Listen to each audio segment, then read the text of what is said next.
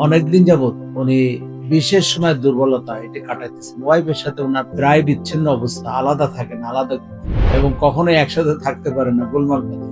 যেহেতু উনার বিশেষ সময় দুর্বলতা আছে, উনি করতে পারেন না। এইজন্য উনি অত্যন্ত মনোকষ্টে উনি কাটাইতেছিলেন। যাই হোক, উনি কানাডাতে থাকা অবস্থায় আমাদের ভিডিও দেখেছেন। ভিডিও দেখে উনি বাংলাদেশে এসেছেন।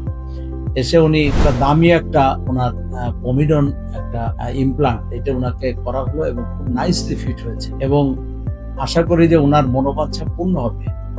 উনি ডায়াবেটিক রোগী, উনার আগে বাইপাস সার্জারি হয়েছে। সবকিছু মিলিয়ে উনি চলতেছিলেন, কিন্তু এটা উনার অনেক মর্মবেদনা ছিল, মনোকষ্ট ছিল। ওয়াইফের সামনে লজ্জাতে উনি যেতে পারতেন না, কথা বলতে পারতেন না এবং কাজের প্রফুল্লতা ছিল না। উনি বিশেষ সময়ের এই দুর্বলতা উনার স্বাভাবিক সাংসারিক কাজকর্ম উনার বিঘ্ন সৃষ্টি হতো।